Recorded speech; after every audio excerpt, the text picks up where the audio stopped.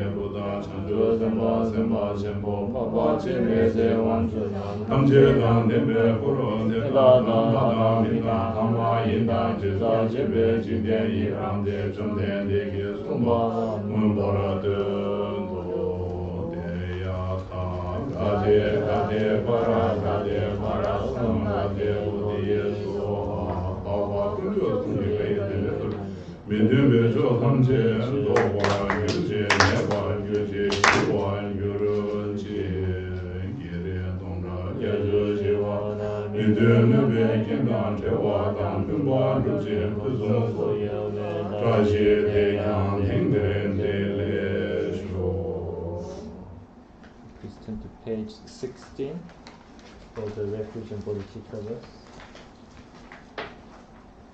sorry, not 16, page 14.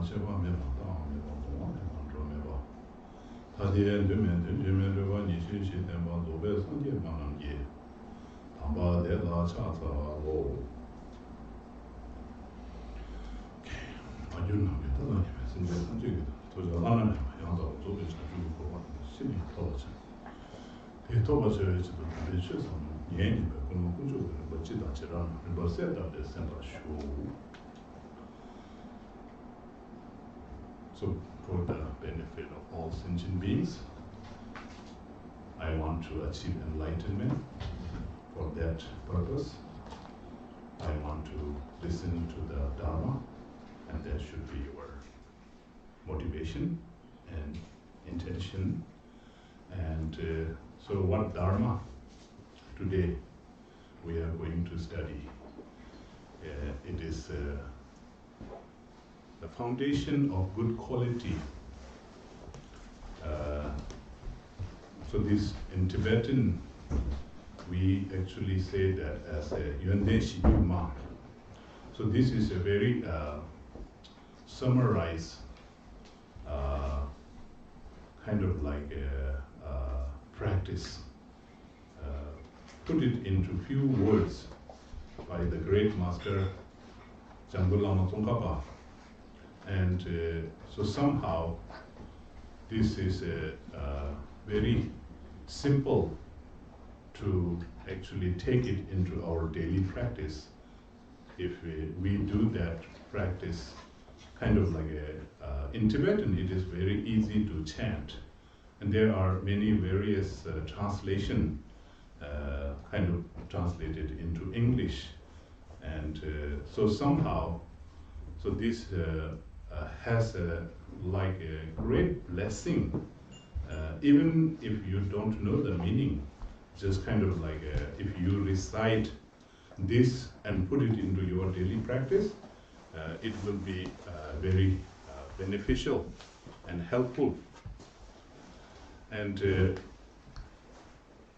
so this practice, Lama Tsongkhapa actually made this as a part of Guru Yoga practice.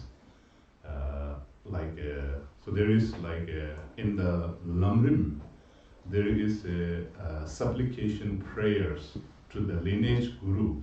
So this supplication beginning kind of like doing the supplication to Buddha Shakyamuni, and then all the lineage master until Lama Tsongkhapa himself. And then just kind of like he used this the foundation of good quality as a sort of like asking for the blessing. So it is just kind of like this the foundation of good quality is actually a few stanza. So each stanza like has 4 lines. So this each 4 lines end with saying sort of like bless me, like bless me. So yesterday I actually kind of explained to you what is meant by blessing, right? Sort of like a bless, this word that we use many times, just seeking for blessing. I want the blessing. So in Tibetan, blessing means what kind of word we use is we use the word. There's a 2-syllable, Jin Lap. So this Jin Lap is like a 2-syllable, and so this each syllable has a interesting meaning because the Jin means just generally Jin means sort of like a power.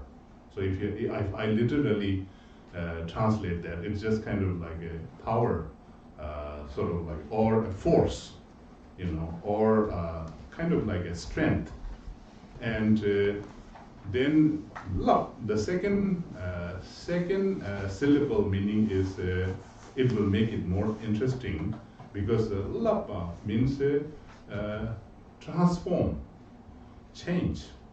So it is like a chinlap means sort of like a blessing, means some kind of force or energy or something comes into you and you are actually opening for that, sort of like a may I have that strength, may I have that power, may I have that force. So that force, what will it do is that force will transform. So that is like the blessing, sort of like when that kind of like some kind of force, sort of like you invoke in you, that with that invocation, then something change, something like if there is some kind of like a negativity things in you, then something that you actually change that into positivity. So then it is called a blessing. So that is why when we do sort of like for example, blessing, sort of house blessing, like the food blessing, right? We use that many times, especially like for example, before as a Buddhist, before we eat something, we do the food blessing, right? So the food blessing is kind of like what it is doing is actually we are sort of like bringing that the strength of the 3 jewels into the food, and then we make this offering to the 3 jewels, and somehow then we actually change sort of like that food that we have, it blessed means it, so somehow it will transform into something very positive.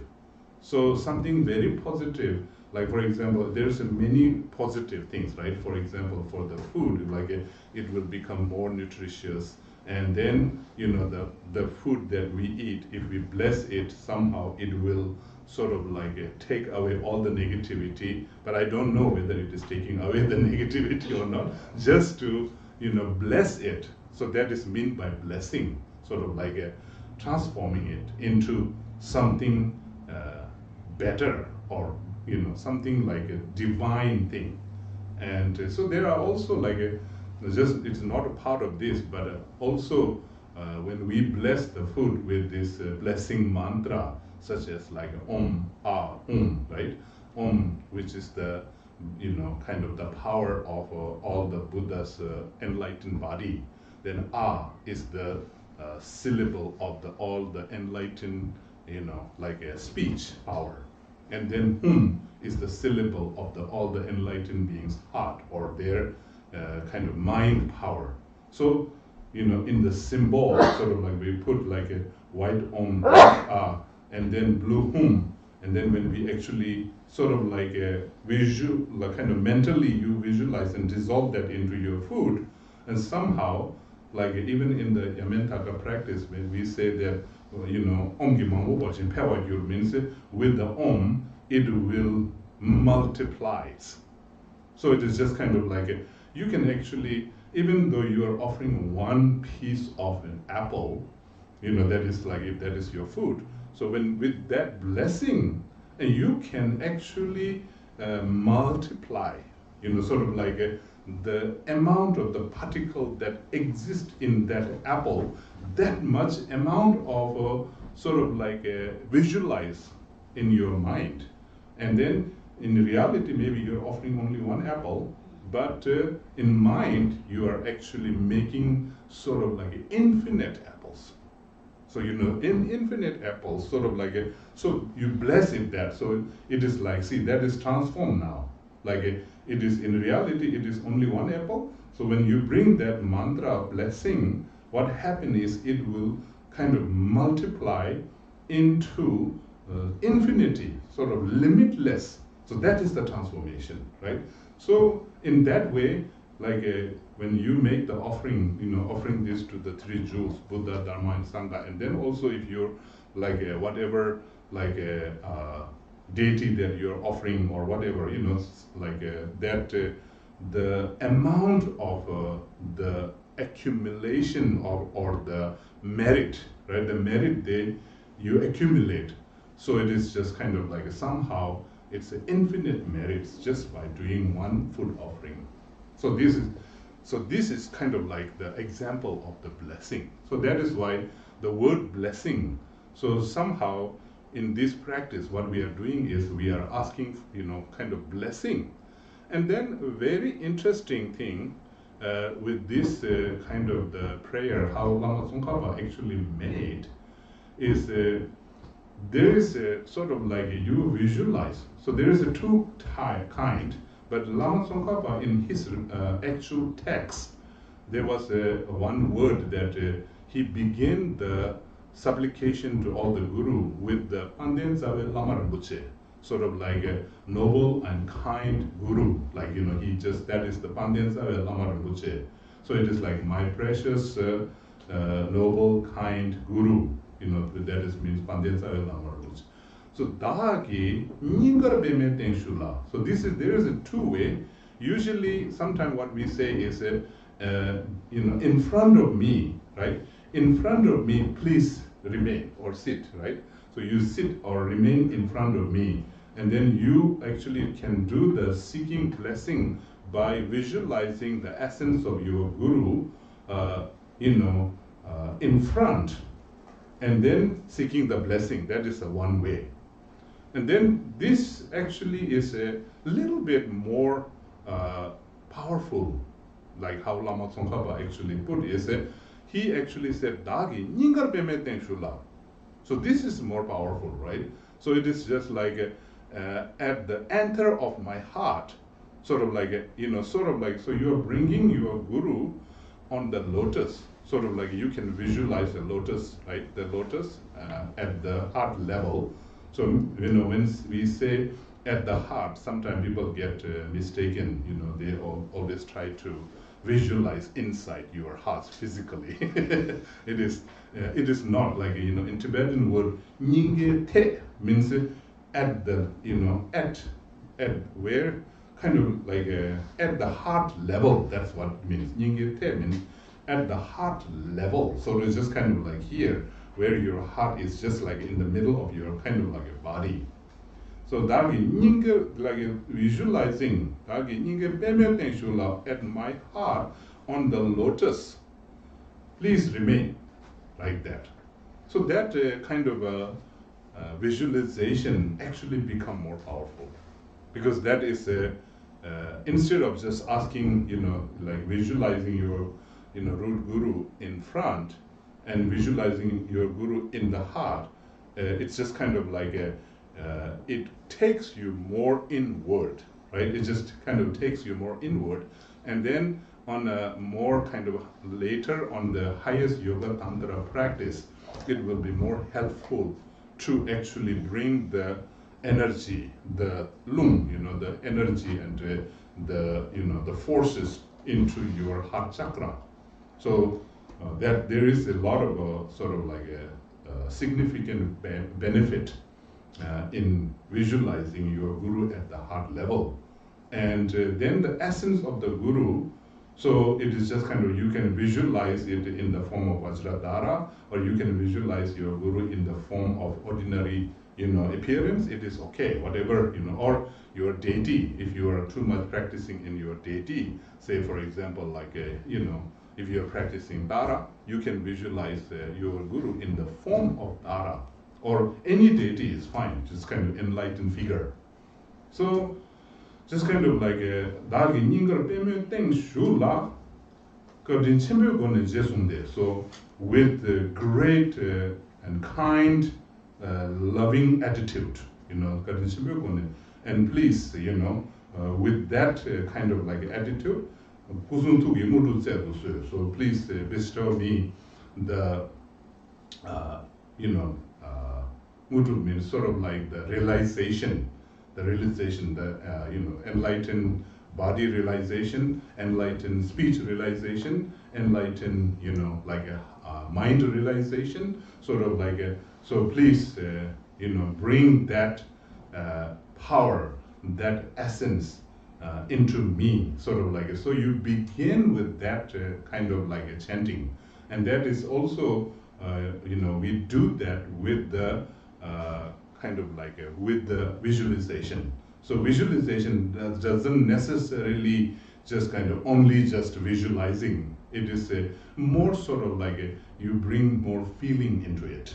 Sort of like even though sometimes we kind of like we use the word visualization, sometimes we think that okay, the visualization, and then we get too much detail into what is the shape of the lotus, what is the shape, what is the color of the lotus, and how many petals are there, right? And then how are this like is this flower a fresh flower, or is it just like a little bit old flower? And then if there is a lotus flower, then where's the stem? Is it just a cut lotus, or right? We go kind of like too much detail into looking for sort of like a mundane sort of like lotus, right? The sort of like, because as soon as we say the lotus, we think of some kind of physical lotus that is, so for example, if I said rose flower, then just kind of we immediately think something that we have seen, something that is in our memory,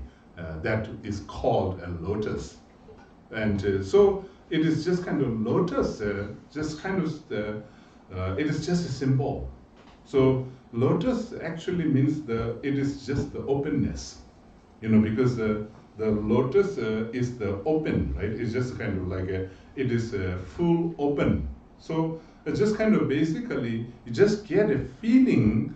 You don't have to too much detail into, okay, like what kind of lotus, and so should I visualize the lotus like how it is in the painting, like many times people get too much detail into, so like we get mixed up about is it like the painting, or is it just like the real, flower, lotus flower that grow in the mud.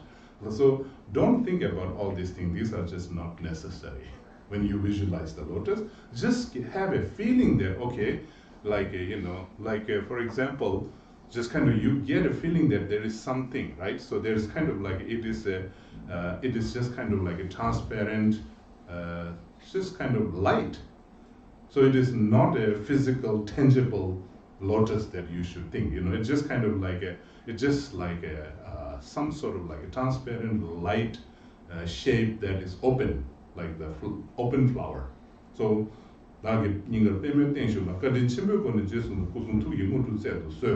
so this is before you actually go into this actual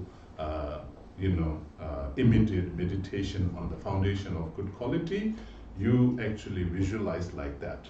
And then whenever sort of like you are doing this meditation, and then you you put some kind of feeling to it, that now at the enter of like a heart chakra, sort of like my heart chakra become like a lotus, and on that, like in the middle of that lotus, on the moon and the sun disk, here there's this one essence, which is the essence of my guru.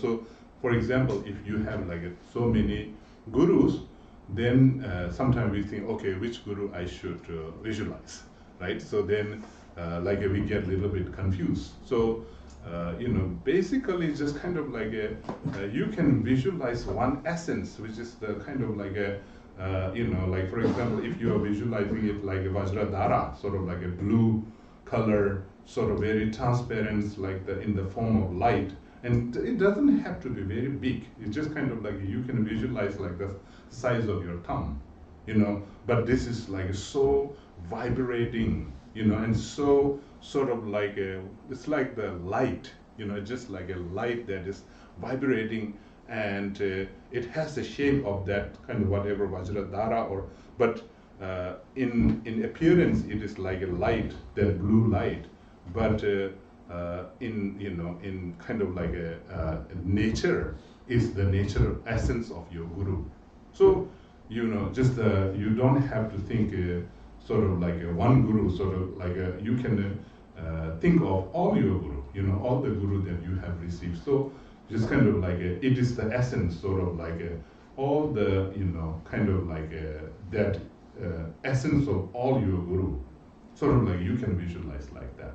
And then your focus actually going on to your heart chakra at that time when you visualize like that. So in the heart, then your guru is there.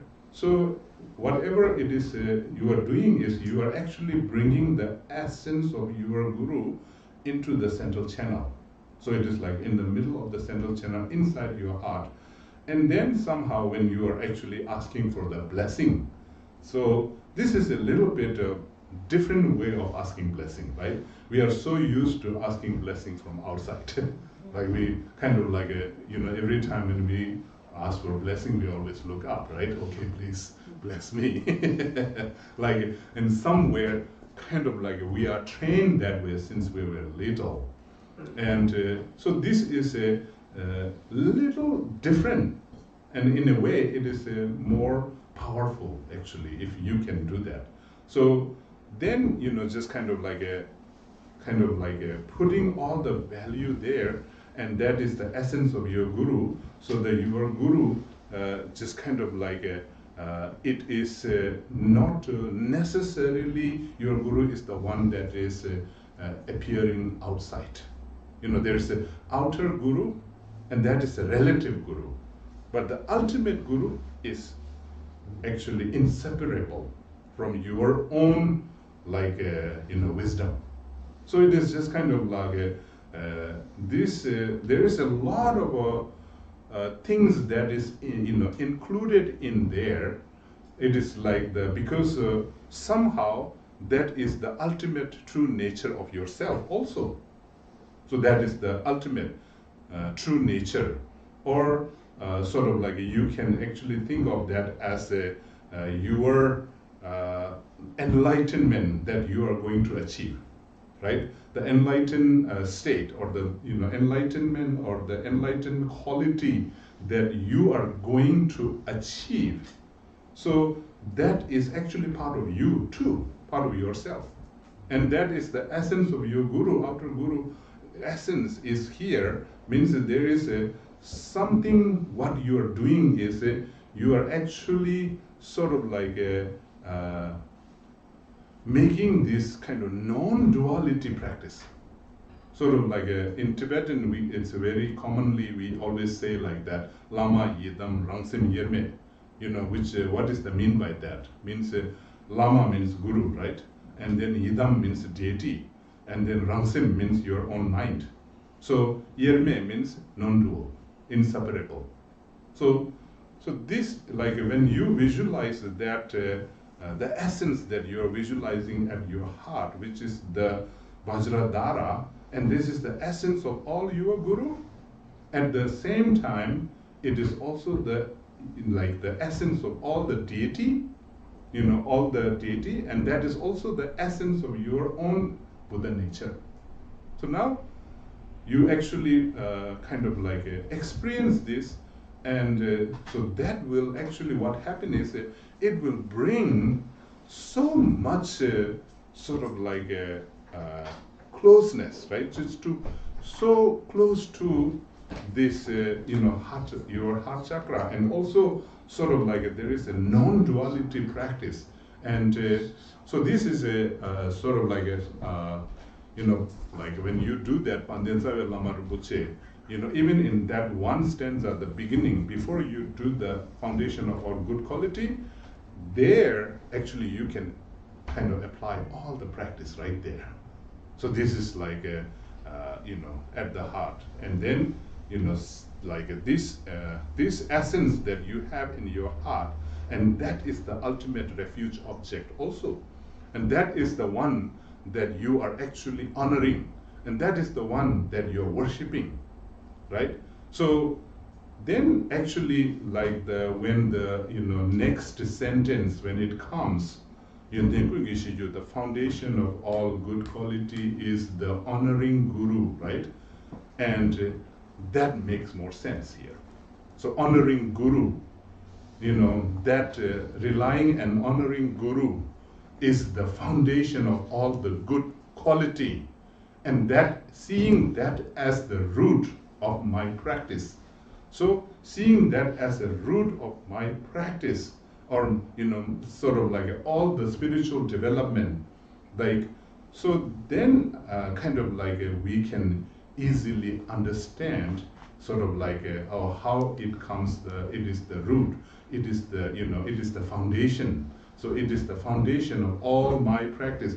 So somehow you build your spiritual practice foundation very well. So without that, whatever you're doing, sort of even if you're doing a lot of mantra or visualization or prostration or whatever, there's no foundation, right? The foundation should be that one. So that is why, from the beginning, when Lama Tsongkhapa made this kind of Lama Rinpoche, my noble, kind, root guru, that is the Tibetan, a words translation in that way.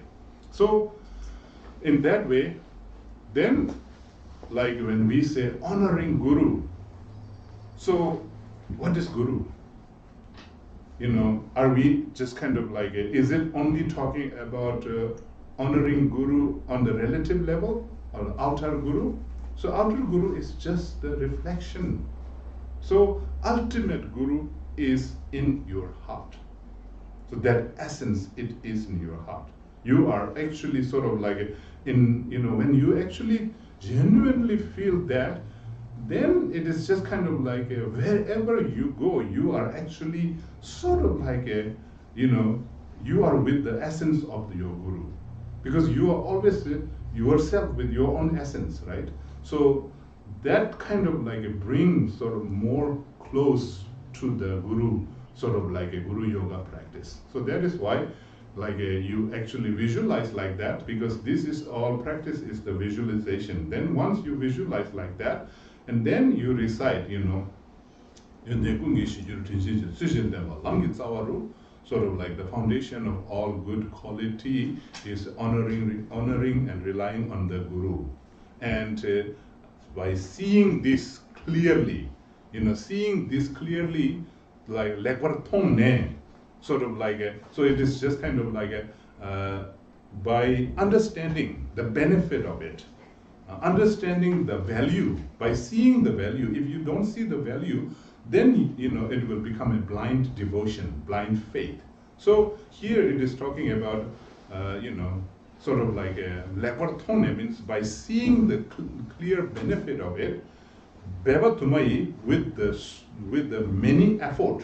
So it is just kind of and these things will not come easily, right? This is not an easy practice. So it will, with the many effort,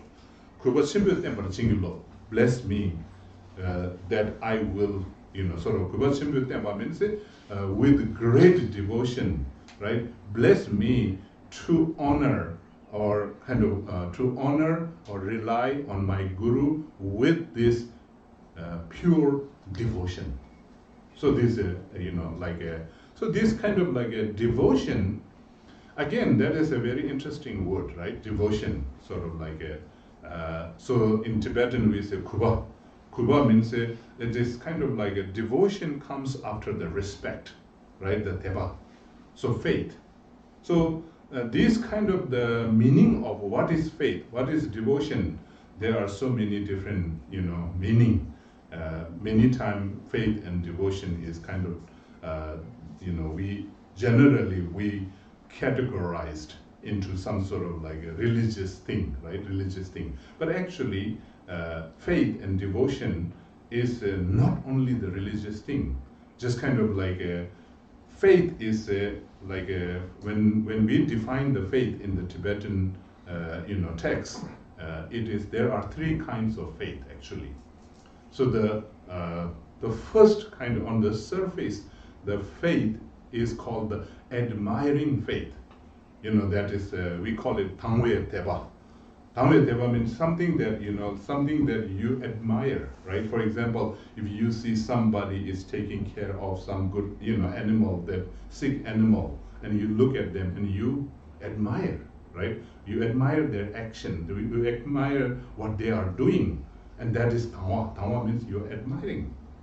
So when you're admiring that action, you actually have a faith to that. Something that you admire is called the admiring faith. First one is the Tangwe Teba. And then second kind of faith is called Ngwendu Teba. Ngwendu means inspiring faith. Right? Inspiring faith means like admire means when you admire something, you just admire, oh, that is so good. That is so good whatever they are doing. Inspiring faith is a little different, right? Inspiring faith is okay, they are doing that, I want to do the same. So you inspire to do that. You inspire.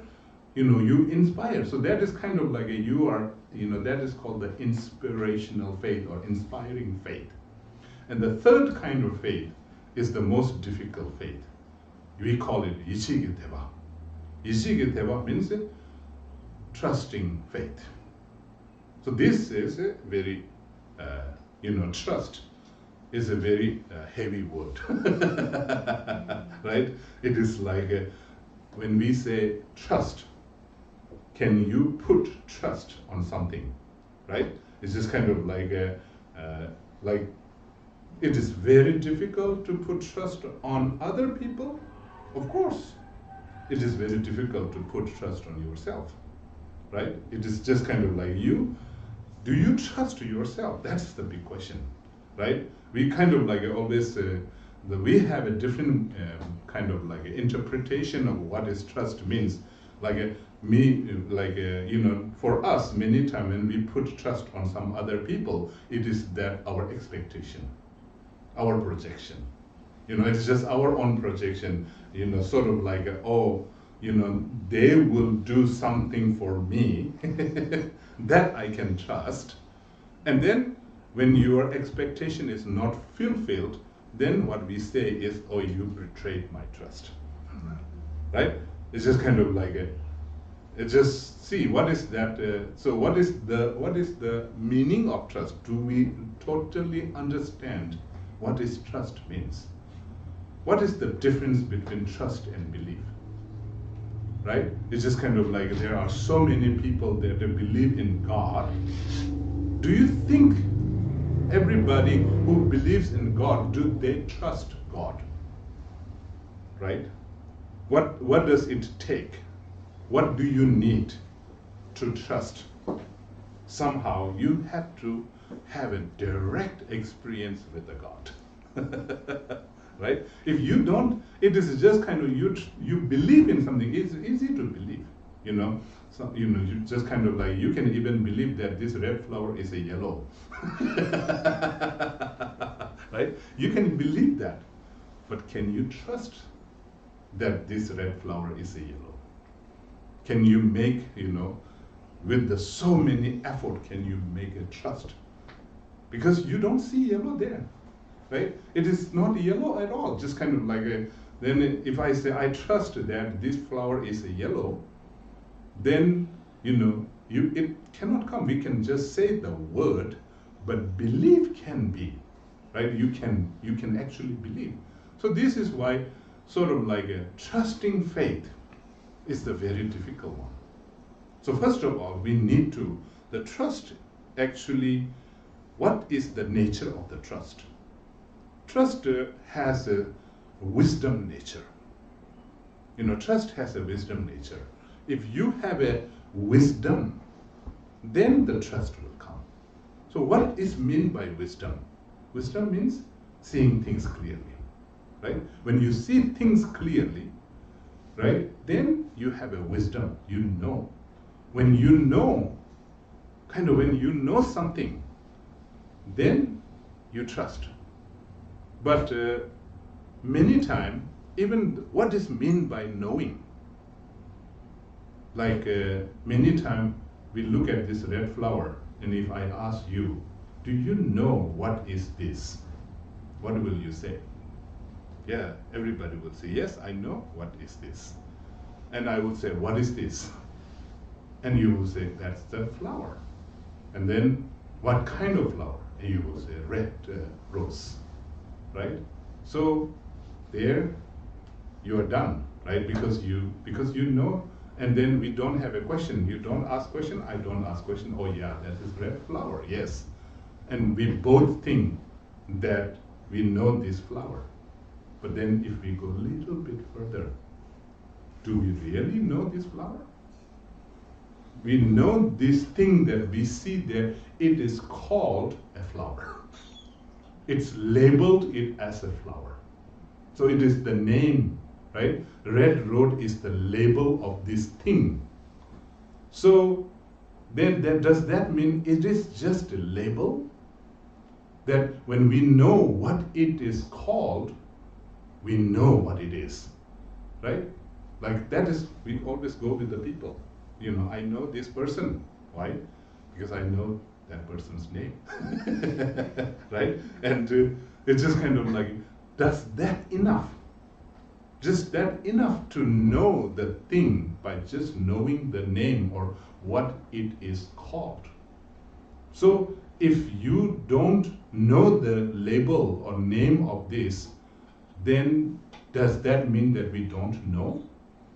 So just kind of knowing what it is called and knowing what it is totally two different things, right? So knowing what it is. So now, it almost seems like I don't know what is this, right? I really sort of like, I don't know what is this. Is this something, is this just a name, or is there something beyond? Is there something beyond the name, right? So what is this if it doesn't have a name, if it doesn't have a label, right? And then, like, a label is coming from where? Label is coming from our own projection. Like maybe we heard it, right? That people taught us, okay, you know, this is how we are kind of like how we are brainwashed, right? We are brainwashed to think that this is a red flower in English language, right?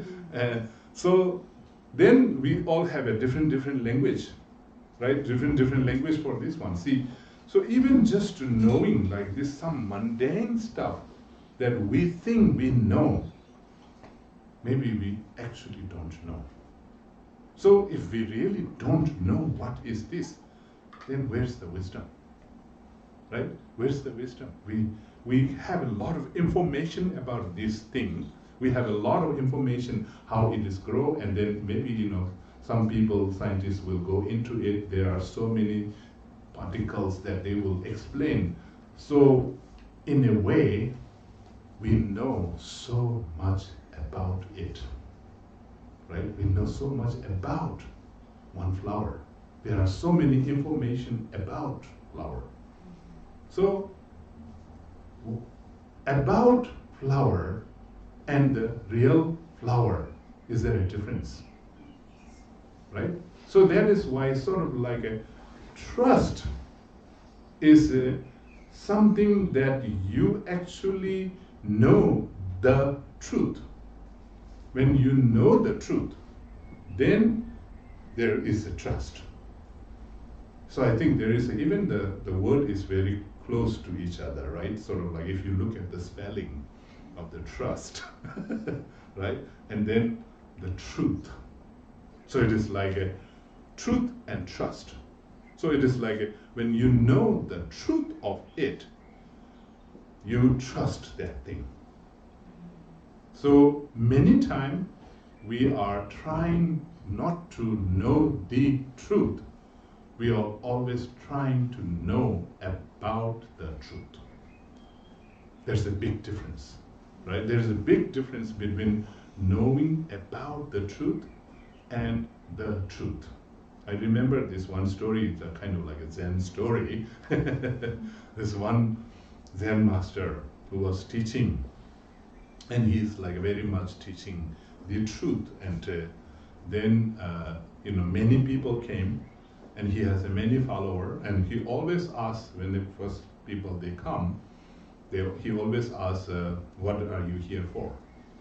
Because they came here to learning something, right? So what are you here for? And then most of them, 99% of the students will say, I'm here to learn about the truth. And the master will say, okay, so I will teach you about the truth. And he will teach like all the about truth, things. And there was one student came, and it was very different. And this student, he asked, what are you here for? And this student said, I am here to learn the truth. And the master, what he did, he didn't put them in his student category. He said, okay, go to the kitchen, cook for all of the monks. That's the truth. Right? But that is also a big lesson that he learned, because initially he came there to not to learn about the truth. He was, to learn the truth, and then later somehow he actually become more and more aware of the meditation, sort of like he was doing things with the mindfully everything. So when the master later, after a few years, master said, I'm now living and I want to give this, my title, my position to one of the students, and then, everybody, can you bring what you have learned? And everybody, all the students who are learning about the truth, they wrote so many different papers. They wrote some beautiful, like the poetry, like a lot of books, and then present it to the teacher. And the master was looking at everything that all the students wrote, and he just keeps shaking his head. No, this is not. You cannot, you cannot take my position. And then everybody gone. The last person now, the person who sent him to the kitchen, and he came with the very nice dishes, on the tray, and put that on the master's table. And then master eats it, and he said, yes, he understands the truth, and he is going to be my successor. See, it's interesting, right? It's a kind of like, I think it has happened in the real. Because, there is a Zen saying, right? Before enlightenment, what is that? Chop the wood, carry the water. After enlightenment, chop the wood, carry the water. Right? It is kind of like, this saying is very interesting, because people think that, before enlightenment, I'm chopping the wood and carrying the water, but then after enlightenment, maybe I don't have to carry. Right? They think that like enlightenment is something free from all the works and, all the jobs. So it is this Zen saying, sometimes I like this kind of, because it has so much wisdom. It is the truth, right? There is something showing like a truth. So the truth, what is truth? That is very important. And learning, when you truly know the truth, then the trust will come. So that is meant by trusting faith. So that is why trusting faith is based on wisdom, understanding the truth. So it is almost like a, in a way, how can you trust someone, right? When you know the truth of that person. It's not that you know about the truth of that person, when you know the truth of that person. So what does it take to know the truth of that person? You have to know the truth of yourself first. So you know the truth of yourself, and that is a trusting, like you will have a trusting faith in you, that when you know the truth of yourself. So when you know the truth of yourself, then we don't have to do any other thing. We can just kind of like, I would say automatically. Automatically you have the trust in you. And when the person who trusts himself or herself can easily trust anybody. Right? So it is, trust has nothing to do with your expectation. It's nothing to do with your projection. Nothing to do with what that person is going to do to you. But we always say the trust is something about what is this person going to do to me, right? That is how we interpret like that. So anyway, so this kind of like a visualization, if you visualize like that, so then it will like that essence of your guru, please bless me to have that kind of devotion that has a faith, a trusting faith, right? A trusting faith. So that becomes sort of like a may I have this wisdom in me, may I have this trust in me. Please, right now I'm so much in ignorant place, and bring that light in me, bring that, sort of that's a transformation. So bless me to have that kind of like a devotion. So this is, I think, the foundation of good quality. The first, we actually visualize like that. And then, so,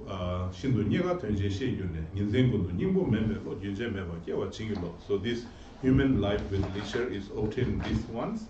It is of great value and it's hard to find. So bless me, Guru, not to waste this precious life.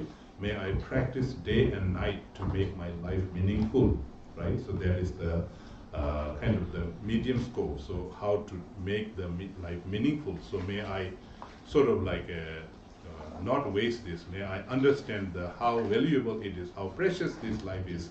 And so in some way, somehow, like we, this human precious life, we have this, we call it leisure endowment, right?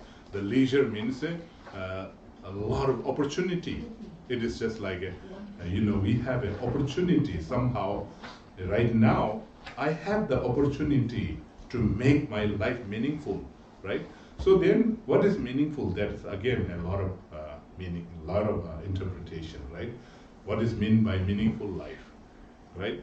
So meaningful life, if you come from the Dharma point of view, it is a different, right? And then meaningful life from a mundane point of view, there is another meaning. So just kind of like basically it is just kind of saying, this precious life with the leisure and endowment. So somehow we cannot deny the fact that we don't have an opportunity. I think we have an opportunity, right? All of us have an opportunity, but we are not taking that opportunity, right? We just kind of like taking the opportunity for granted.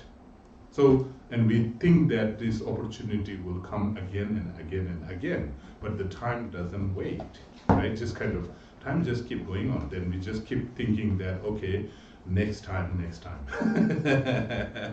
right?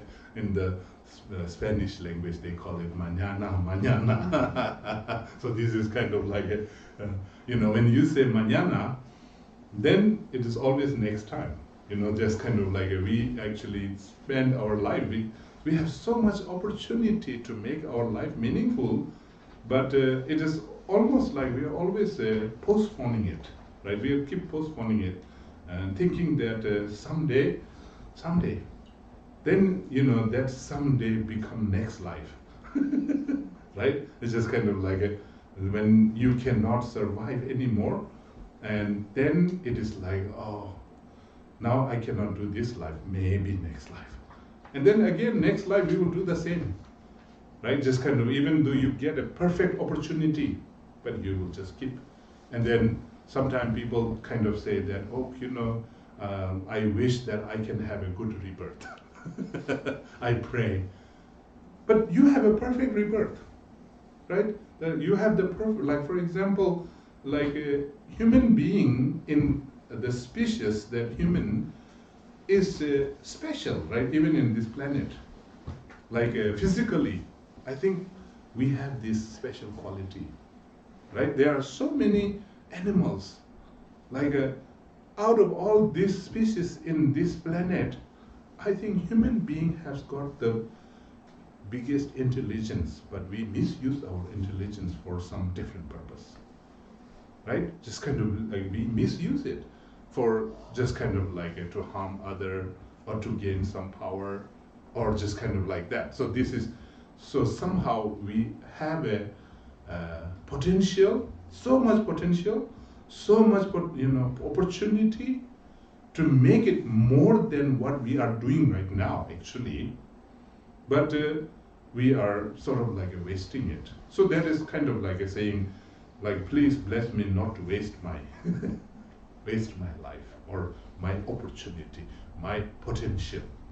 So this is a kind of like a looking into our own kind of like a life, and that is also, I think here Lama Tsongkhapa put a very interesting word by saying lenchik nyeba, means so lenchik means for once. This is a very powerful word. So for once has so many different meaning, because every experience that we are experiencing, like for example, even if you are just breathing one, right, this one breath that you're taking, you breathe in and then you breathe out. What do you think? The breath that you just took, is it the last one? And is it the first one? Yes. This exactly same breath that you took, you have never taken this breath before at all. And you will, someday you will take the same breath again. No. So see, that is meant by lenchik, means once, only once. So if even, this life that we have, even the every moment experience of our life, it is just always once in the impermanence, in the impermanence horizon. Like in the time, kind of like if we look at in the horizontal way of time, then time is just momentary, right? Every moment, like there is one big debate in the Western philosophy that's saying that will you, you will put your feet in the same river again or not, right? Sort of like but it's just kind of like when you put your feet in the water, that the river that is flowing, so that exact water and the exact moment, will you do that again ever? You will never do that again. Why? Because this is the first and the last. See, once. Lama Tsongkhapa put a very interesting word there. Lenchik nyeba. This, one time. So this is actually taking into a very deep sort of like it's not just this human life. It's just every moment of our human life is once, only once we get. So this kind of thing will sometime, even this kind of like a word, there are so many things to stress, like, really point it, and then you will actually understand so many meaning, even just by one word, like lenchik, once, once in a lifetime. It's like that kind. So anyway, we don't have much time today. We have to do the talk. So I will stop here today teaching, and we will continue tomorrow. Hopefully, we will go more further. So Kanshiwa Dedatam the Channel of Machine Yanka Jor Shu, Dagi, Genius, Sabe, Yawadi, Dendan, Roa, Kambe, Kebranzi, Mosan, Hawaii, Dembe, Ningo, Rindo, Seje, Shu, Medoja, Rinji, Nide, Yambandi, Sanye, Shindo, Mide, Buai, Drogun, Namda, Shina, Juba, Shu. Mandala Kamne Rakaya